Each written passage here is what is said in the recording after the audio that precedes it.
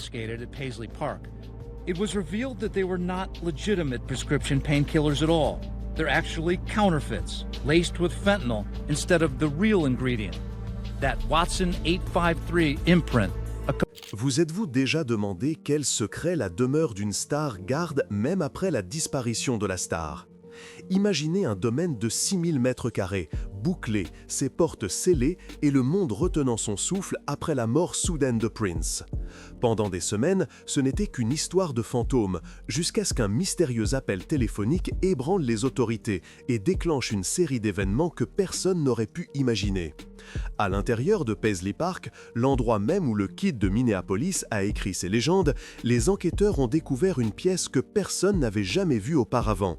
Une découverte étrange et stupéfiante qui a laissé même les agents chevronnés sidérés et le monde sans voix. Dans la vidéo d'aujourd'hui, nous vous emmènerons directement dans ce sanctuaire caché, révélerons ce que le FBI n'attendait pas et montrerons pourquoi tous ceux qui y sont entrés ont eu l'impression que les murs se refermaient sur eux. Dans la vidéo d'aujourd'hui, nous vous emmènerons directement dans ce sanctuaire caché, révélerons ce que le FBI n'attendait pas et montrerons pourquoi tous ceux qui y sont entrés ont eu l'impression que les murs se refermaient sur eux.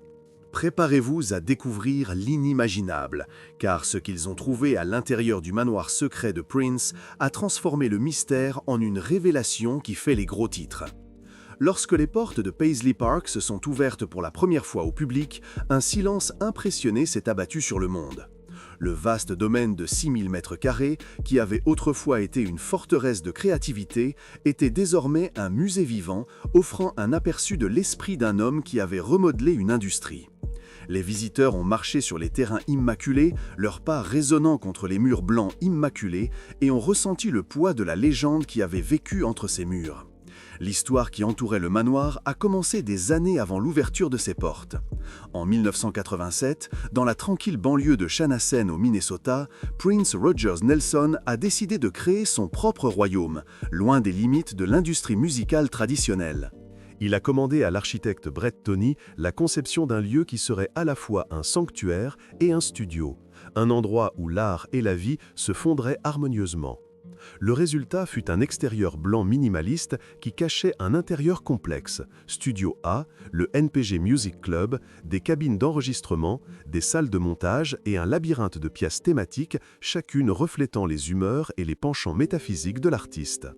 Prince lui-même a décrit le domaine comme un lieu où les rêves pouvaient être réalisés, un royaume personnel qui ne serait jamais interrompu. Entre les murs de ce royaume, la caractéristique la plus énigmatique était le coffre-fort. Insonorisé, lourdement fortifié et caché derrière des couches de tromperie, le coffre-fort abritait des milliers de titres inédits, de séquences vidéo et de manuscrits.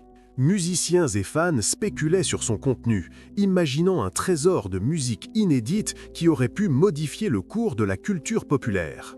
Pourtant, pour ceux qui étaient proches de l'artiste, le coffre-fort était un domaine privé, un lieu où Prince pouvait se retirer et travailler en isolement, un espace qu'il protégeait farouchement de tous, sauf de quelques privilégiés. Le jour où le domaine fut scellé dans le silence commença par une tragédie soudaine. Le 21 avril 2016, un membre du personnel a trouvé Prince inanimé dans un ascenseur à Paisley Park. Il avait été trouvé avec un flacon de pilule contenant du fentanyl, un opioïde synthétique 50 fois plus puissant que l'héroïne, mal étiqueté comme hydrocodone. Il était décédé avant que les secours ne puissent l'atteindre. L'autopsie a confirmé la cause du décès comme étant une surdose accidentelle. Sa mort a provoqué une onde de choc mondial.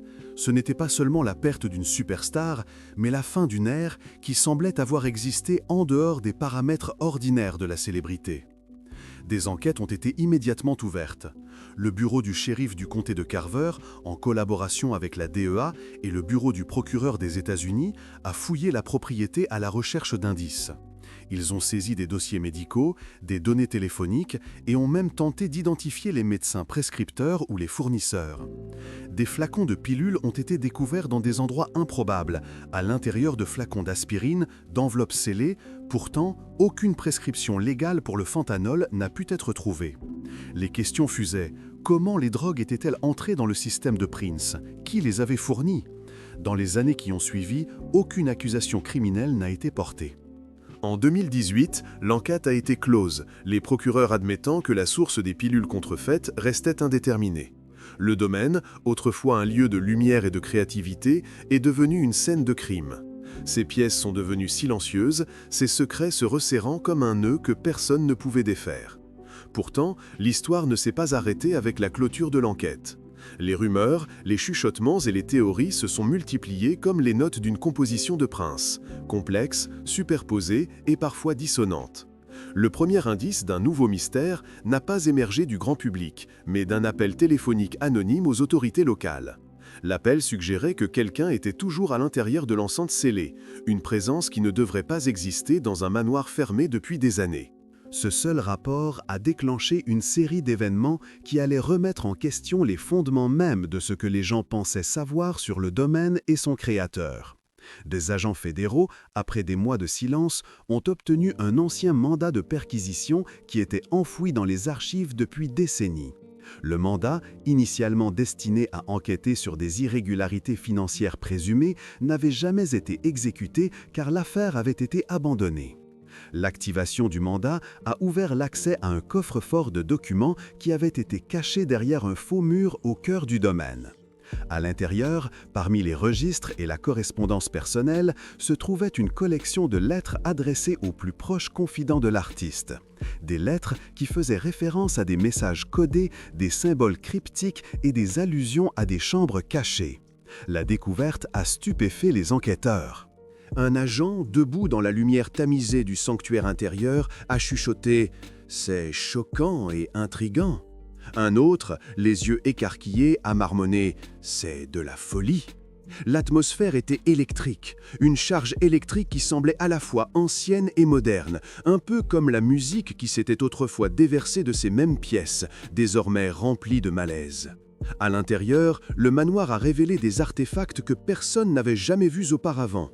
Une série de boîtes en bois finement sculptées, chacune estampillée d'un symbole qui semblait pulser lorsqu'il était observé sous un certain angle. Les boîtes étaient étiquetées dans un langage qui correspondait au propre système codé de l'artiste, un langage qu'il avait utilisé dans ses premières œuvres pour cacher des messages aux fans. Ces boîtes contenaient des objets allant de partitions manuscrites, des chansons inédites qui n'ont jamais vu le jour, à de petits appareils artisanaux qui ressemblaient à des pièces d'un plus grand puzzle. Certaines des boîtes étaient remplies d'objets qui semblaient presque d'un autre monde. Un petit orbe translucide, vibrant d'une faible lueur bleue, a attiré l'œil d'un enquêteur chevronné. Il pulsait rythmiquement, sa surface changeant selon un motif qui suggérait un code ou une carte. À côté se trouvait une pile de photographies, chacune prise dans un endroit différent du monde, chacune annotée de dates qui ne correspondaient pas aux apparitions publiques de l'artiste. Les dates s'étendaient des années 1980 aux années 2010, mais elles étaient toutes regroupées autour d'événements qui n'étaient pas documentés publiquement. Une réunion secrète, une retraite privée, une collaboration non divulguée. Plus les agents découvraient de choses, plus ils réalisaient l'ampleur de ce qui se cachait sous la surface de Paisley Park. In an almost Shakespearean tragedy, the 57-year-old superstar's dead body is found on the floor next. Ce n'était pas simplement un dépôt de musique inédite, mais un dépôt d'un récit caché. Un récit qui entrelaçait les croyances personnelles de l'artiste, ses réflexions philosophiques et, peut-être, un programme caché. Le coffre-fort, autrefois censé ne contenir que de la musique, contenait désormais des preuves d'une vie vécue sur plusieurs plans, une vie qui aurait pu s'étendre au-delà du mortel. Au milieu de ces découvertes, une prise de conscience s'est imposée aux enquêteurs. Le domaine avait toujours été un lieu où les frontières entre l'art et la réalité s'estompaient. L'artiste l'avait construit comme un sanctuaire, mais c'était aussi un lieu où il pouvait explorer des dimensions au-delà de l'audible. Si tel est le cas, alors les secrets à l'intérieur ne sont pas de simples artefacts, ils sont les clés d'une compréhension plus profonde de l'homme qui avait défini une génération. Les murs du manoir, autrefois silencieux après la mort de l'artiste, résonnaient désormais de nouveaux chuchotements. La découverte de ces objets cachés a soulevé des questions auxquelles la simple curiosité ne pouvait plus répondre. L'héritage du domaine, déjà mythique, avait désormais une couche supplémentaire, une énigme qui pourrait changer la façon dont l'histoire percevait une icône qui avait toujours eu une longueur d'avance sur son temps. À mesure que les agents s'enfonçaient dans le labyrinthe de Paisley Park, le pressentiment grandissait. Chaque porte ouverte révélait une autre pièce du puzzle, un autre indice qui semblait pointer vers une vérité délibérément dissimulée. Dans le silence de la nuit, les lumières du domaine vacillaient et l'air s'épaississait d'anticipation. Les mystères qui se trouvaient à l'intérieur du manoir n'étaient pas seulement des reliques d'une vie passée, mais des clés potentielles pour un avenir inexploré, un avenir qui pourrait redéfinir la façon dont le monde se souvient d'un homme qui a un jour dit « Vous n'êtes pas seulement un musicien, vous êtes un mouvement ». Le jour où les portes se sont ouvertes, le sentiment de secret s'est dissous en quelque chose de presque révérencieux. Pas de sirène, pas de lumière dramatique, juste le doux clic d'une clé et les pas étouffés d'agents en civil marchant dans des couloirs qui avaient été scellés pendant des mois. Ce qu'ils ont trouvé n'était pas une scène de crime au sens traditionnel, mais un sanctuaire méticuleusement organisé qui semblait contenir chaque fragment de la vie de l'artiste dans son propre musée privé. L'atrium, le cœur de Paisley Park, avait été transformé en un tableau vivant. Un éclairage violet baignait l'espace d'une douce lueur, faisant écho à la couleur qui avait défini une époque. Des rangées de vitrines doublaient les murs, chacune un petit musée à part entière. Un costume qui avait vu Prince sur la scène de Purple Rain reposait sur un drap de velours, ses fils captant la lumière, tout comme les projecteurs de scène illuminaient autrefois sa performance. Une guitare, sculptée en forme de symbole que lui seul avait pleinement compris, reposait à côté d'une pile de ses carnets manuscrits, des paroles inachevées encore ancrées dans son écriture inimitable. Sa canne, ses chaussures, même ses lunettes de soleil étaient disposées avec soin, chaque objet étant une relique d'un homme qui avait fait de la musique son langage. Au centre de ce tableau, entouré d'un délicat arrangement floral, se trouvait une urne. À l'intérieur reposaient les cendres de Prince, conservées dans une réplique miniature de Paisley Park lui-même, un écho poétique du domaine plus vaste. Un agent recula, la voix basse, chuchotant que cela ressemblait plus à une révélation qu'à une scène de crime. Un autre, les yeux écarquillés, marmonna que la scène était insensée. L'atmosphère était empreinte d'un silence presque sacré, d'une révérence palpable qui rendait le détachement procédural habituel des enquêteurs étrangers. Chaque recoin du domaine semblait avoir été transformé en un espace narratif. Les salles de studio étaient conservées exactement comme elles l'étaient la dernière fois que l'artiste y avait marché. Des tasses de café restaient sur les consoles, des notes épinglées au mur, l'équipement d'enregistrement ronronnant doucement sous un éclairage d'ambiance tamisé. C'était comme si le temps s'était figé au moment de sa mort, puis que quelqu'un avait méticuleusement recréé cet instant pour qu'il soit conservé pour l'éternité. L'ampleur de la transformation était stupéfiante. Des ailes entières avaient été réaménagées en zone d'exposition, avec de subtiles marques au sol indiquant les parcours de visite. Des projecteurs étaient installés, prêts à diffuser des images exclusives qui n'auraient été vues que par quelques privilégiés. Le domaine avait été transformé d'un sanctuaire privé en un sanctuaire du jour au lendemain, sans aucune annonce officielle, aucun permis, aucune divulgation publique. Le statut juridique de la propriété restait complexe, mais la réalité physique était qu'elle avait été préparée pour un public qui n'avait jamais été nommé. Le mandat original des agents fédéraux, scellés et dormants, s'était concentré sur l'enquête sur les médicaments contrefaits sur ordonnance et la chaîne d'approvisionnement potentielle qui avait mené à la médication fatidique. Cette enquête n'avait rien à voir avec le sanctuaire devant lequel il se trouvait maintenant. Pourtant, la transformation du domaine brouillait les frontières entre une scène de crime et un lieu consacré. Le coffre-fort, longtemps une légende parmi les fans, avait été ouvert. À l'intérieur, des piles de disques, d'instruments et d'autres artefacts personnels attendaient comme un trésor dans une cachette oubliée. L'ouverture du coffre-fort suggérait que le domaine avait été préparé non seulement pour le souvenir, mais pour un récit que le propriétaire ou quelqu'un agissant en son nom avait orchestré. La réaction des agents fut un mélange d'incrédulité et de curiosité professionnelle. Nous sommes venus enquêter sur une opération de drogue et avons trouvé un musée d'une star morte, dit l'un d'eux doucement. On a l'impression d'être dans un univers différent. Ils ont également été contraints d'aborder la question de la propriété et de la légalité de la transformation. Qui avait le droit de transformer cet espace privé en un sanctuaire? Cela avait-il été fait avec la permission des représentants légaux du domaine, ou quelqu'un était-il intervenu pour préserver un héritage sans consentement? La présence d'une équipe de restauration active avait été signalée des mois plus tôt, mais il semblait maintenant que ces équipes avaient accompli une tâche monumentale. Les installations en verre, les marques au sol, les pièces préservées, tout indiquait un effort orchestré. Et pourtant, l'absence de toute documentation officielle soulevait des questions. Si le statut juridique du domaine était encore en cours d'homologation, qui avait l'autorité d'initier une restauration aussi complète? Qui avait autorisé l'exposition des cendres de prince dans une réplique du domaine? Ces questions sans réponse alimentaient un mystère plus profond. Les agents ont spéculé que le sanctuaire aurait pu être créé par quelqu'un de proche de l'artiste, peut-être un collaborateur ou un partenaire secret qui avait compris le langage codé de l'artiste et les messages cachés dans son œuvre.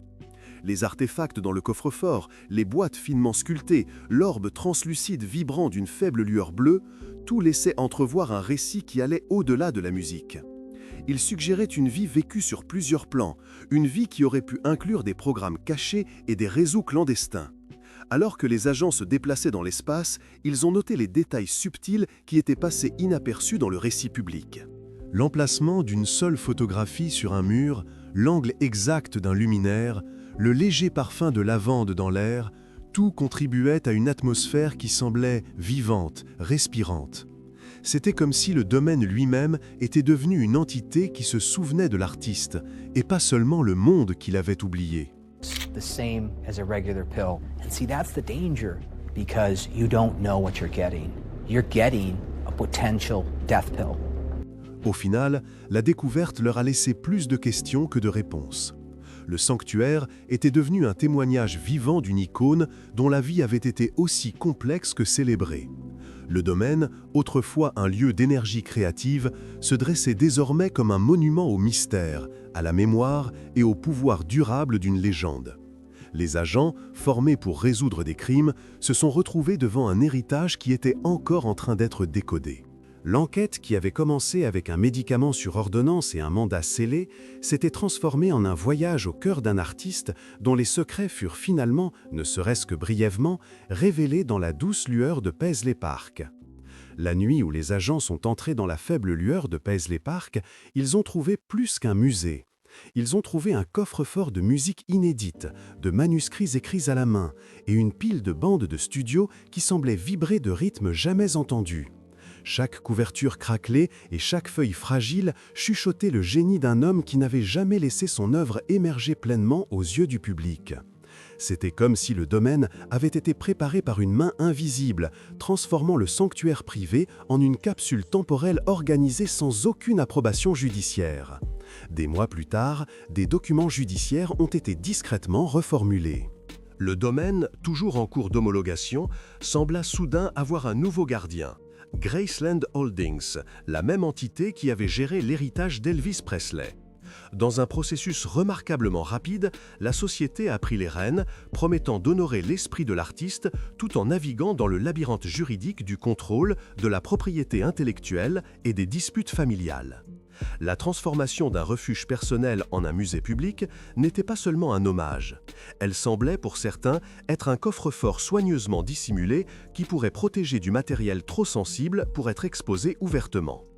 Des rumeurs circulaient selon lesquelles, derrière les expositions soignées, se cachaient des pièces secrètes derrière des panneaux dissimulés, dissimulant des journaux intimes, des enregistrements inédits et même des documents qui auraient pu éclairer les derniers jours de l'artiste.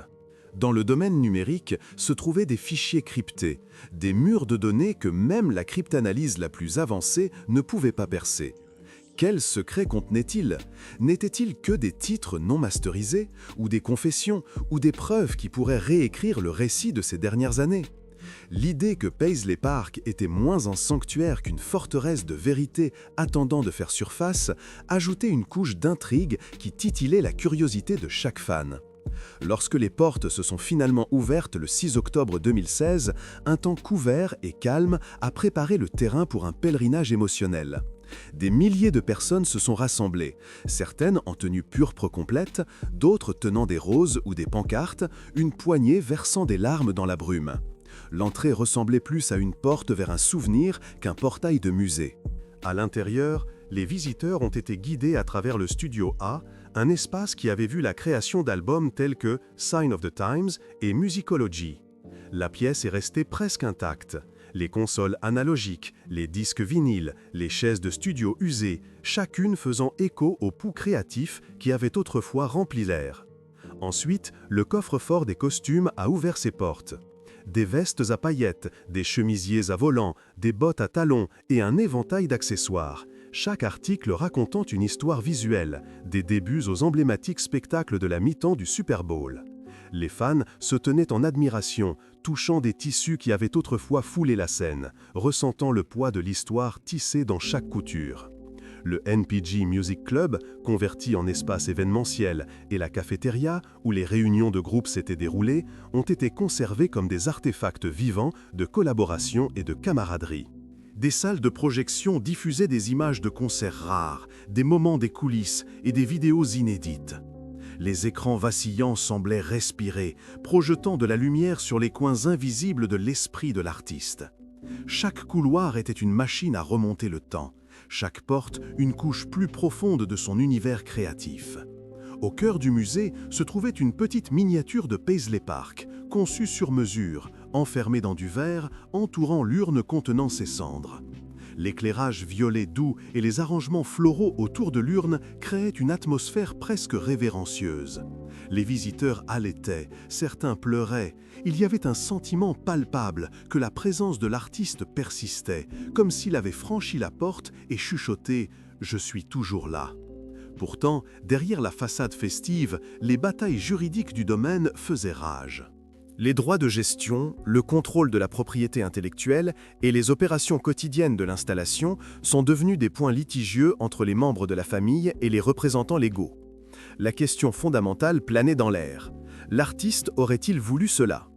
Certains proches ont soutenu que la vie privée obsessionnelle de Prince et son accumulation de matériel inédit l'auraient mis mal à l'aise avec un musée public. D'autres pensaient qu'il avait imaginé Paisley Park comme un héritage vivant, un lieu où sa musique pourrait continuer à résonner au-delà de sa vie. Le débat a été intensifié par la révélation que la transformation avait été si douce, si méticuleusement orchestrée, qu'elle semblait refléter un plan laissé par l'artiste lui-même. Les critiques ont remis en question la commercialisation de l'héritage, tandis que les fans estimaient que le musée offrait un aperçu sans précédent du génie derrière le mythe. La présence de l'urne, la réplication exacte du domaine à l'intérieur de l'exposition, la conservation méticuleuse des artefacts de studio, tout donnait l'impression que Prince avait orchestré son propre récit posthume. Que ce soit un acte intentionnel ou une coïncidence étrange, restait une partie du mystère. Et alors que la foule se dispersait, la question persistante pour chaque visiteur était « Si certaines parties de ce sanctuaire étaient délibérément cachées, devraient-elles le rester ? Les fichiers cryptés et les pièces secrètes devraient-ils rester enfermés dans l'ombre ou devraient-ils être révélés au monde ?» La réponse, peut-être, est aussi énigmatique que l'artiste lui-même, complexe, insaisissable et invitant éternellement à la contemplation. Les sols polis et les expositions soigneusement organisées du musée dissimulaient une seconde couche d'intrigue, presque clandestine, qui chuchotait à travers ces couloirs comme une mélodie secrète. Alors que les visiteurs pouvaient se promener dans le studio A et s'émerveiller devant les consoles analogiques usées qui avaient enfanté des classiques, seule une poignée avait accès à l'aile cachée qui se trouvait au-delà du coffre-fort des costumes, un labyrinthe de portes qui avait été scellé pendant des décennies. La nouvelle de ces pièces dissimulées s'était répandue comme une traînée de poudre parmi la communauté des fans, déclenchant une frénésie de spéculation. Des rumeurs affirmaient que les murs étaient tapissés de fichiers cryptés, cassettes, CD et disques numériques qui contenaient des titres inédits, des journaux intimes et peut-être même la partition inachevée du film que Prince développait des années avant sa mort. L'idée que le musicien iconique aurait pu laisser derrière lui un trésor de musique inédite a provoqué des ondes de choc dans l'industrie et sur Internet. Des guides, après un processus de sélection rigoureux, ont commencé à accompagner un groupe restreint de visiteurs à travers un passage étroit, presque invisible, derrière le placard de rangement. La lumière tamisée vacillait sur le parquet, faisant écho au vieux rythme d'une chanson jamais entendue. À l'intérieur, des rangées d'armoires en acier se dressaient comme des sentinelles, chacune étiquetée de codes cryptiques qui ne correspondaient à rien dans le catalogue public du musée. L'air était épais de poussière et du léger parfum de vieux vanille, témoignage de décennies de secrets attendant d'être déterrés.